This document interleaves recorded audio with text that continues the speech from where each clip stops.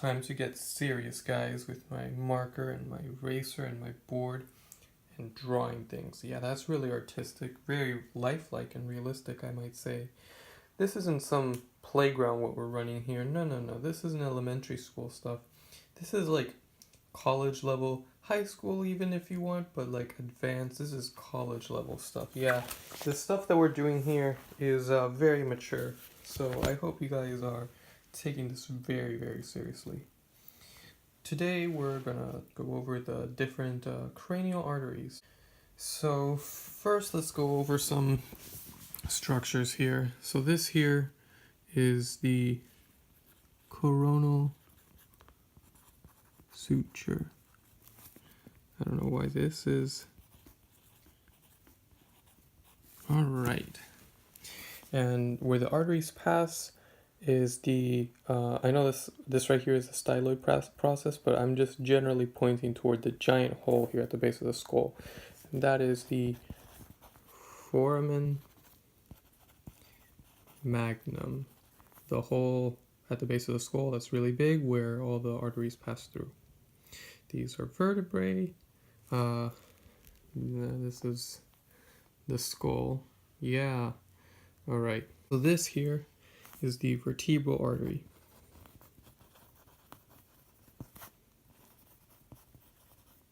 And this is the common carotid artery.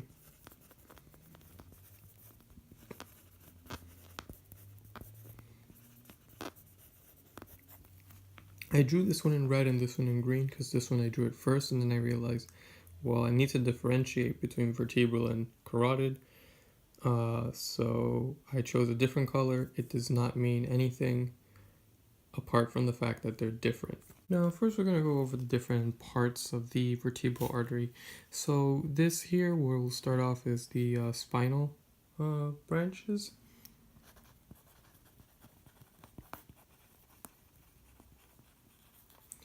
And these are the muscular branches.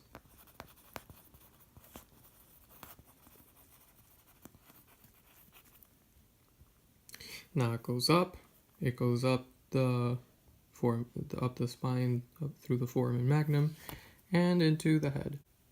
So these structures here are, well, this one is just signified by 1, but these would be where the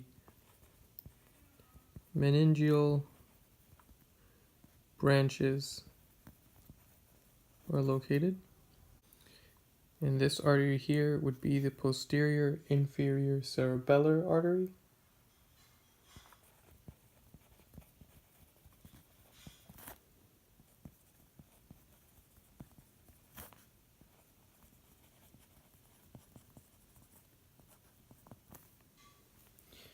Posterior inferior cerebellar artery.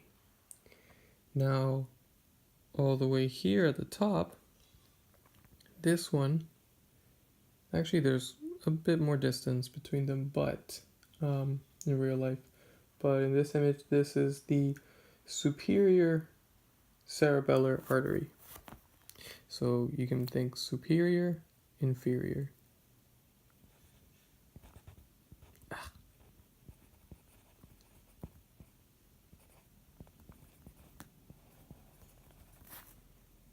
Let me get this out of the way.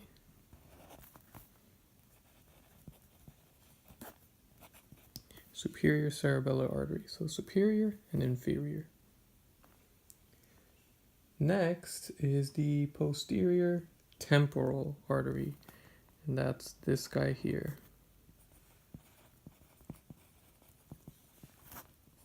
And you guys know why it's posterior, because it's back of the head. When the arteries in the front of the head will be the anterior arteries.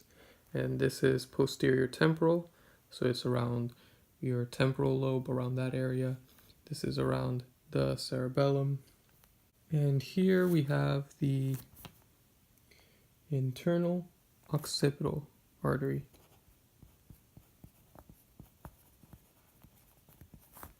So this carries blood to the occipital lobe. Now we're going to go all the way around over here, and here we're going to see the posterior cerebral arteries. They're kind of in the middle, but still towards the posterior, so they're the posterior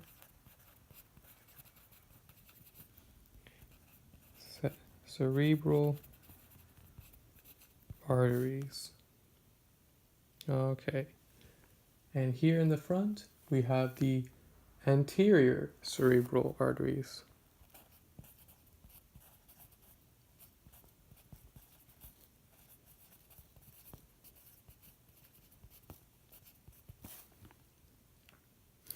Now, this connects to these with the posterior communicating artery.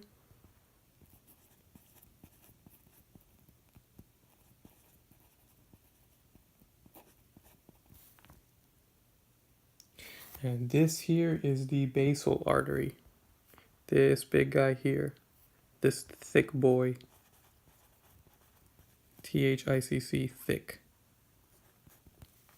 Oh my god, I've messed it up with my finger. Alright, so now we're going to go back to the carotid. So the carotid branches off into two. The interior and the exterior. The interior goes up and into the more interior parts of the skull and towards the interior parts of the brain and whatever, and the exterior just kind of stays on the side of the head. So this one here, the one that curves around and inside, that's the interior. Interior carotid artery. And this guy that curves out and it's just going to stay at the side, that's the exterior.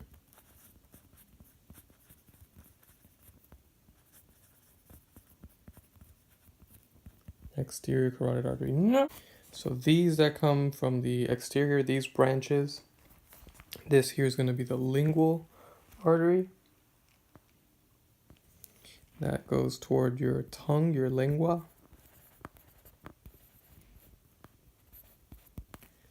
And this here is your facial artery. I try not to ruin, and my writing suffers. Okay. Oh, and this one is this one represents your maxillary.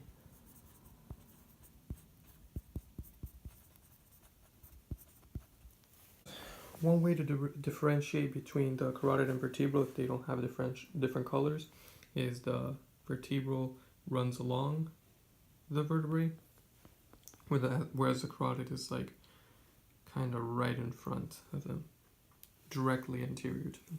So this little guy right here, that is going to be your occipital artery. Right.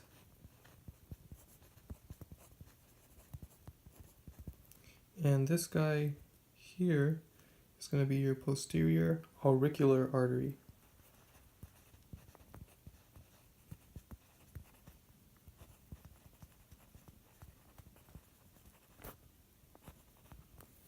That's right. And I actually didn't label this before, but this guy right here is going to be your superficial temporal artery. So I don't want to ruin this.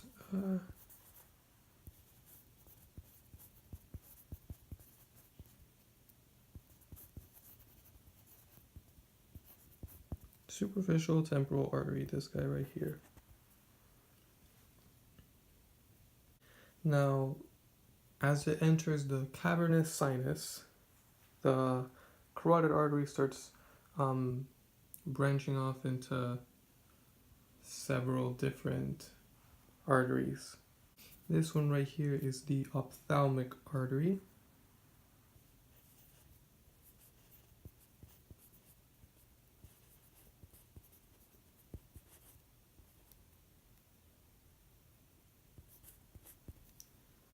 This guy here is the frontopolar artery.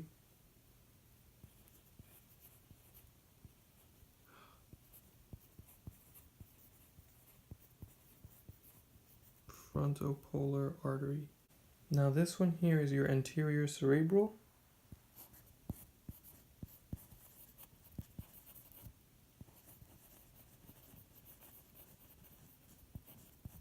Now notice how we have anterior cerebral also with the vertebral branching off. They sort of communicate at this point, and they're both also circulating to the blood to the same area, so that's why they have the same name.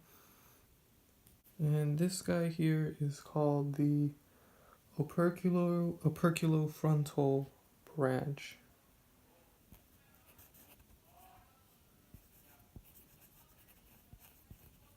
Operculofrontal branch. Now here we also have a middle cerebral artery, which is this guy here. Okay.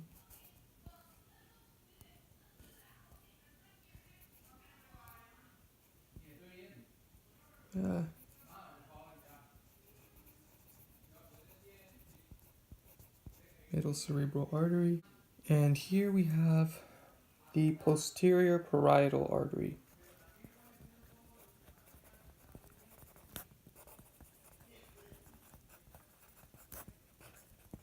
And here we have the parietal branches. Oh, whoa, why did I...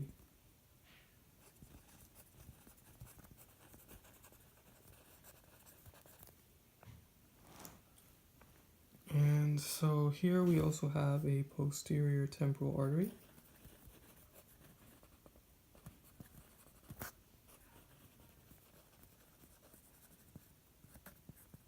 And this guy is the posterior cerebral artery. So yeah, there we go. So to recap, both the carotid and the vertebral go up the foramen magnum. The vertebral runs alongside the vertebrae, and the carotid runs anterior to them. The carotid breaks off into two branches. One of them the external, which goes this way and supplies blood to the face, the tongue, and also to the eyes. And the internal that branches off into the inside of the head, into the skull and all that. To the brain, we have several different, the most important ones are those that are like the anterior cerebral. We have the posterior cerebral. We have the other ones that are like the parietal branches, the parietal arteries, posterior parietal, posterior temporal, posterior, all that. And so the vertebral runs up alongside and into the brain, and it also supplies to the cerebral, anterior and posterior. It also supplies to posterior parietal, posterior temporal, and it also supplies posterior occipital.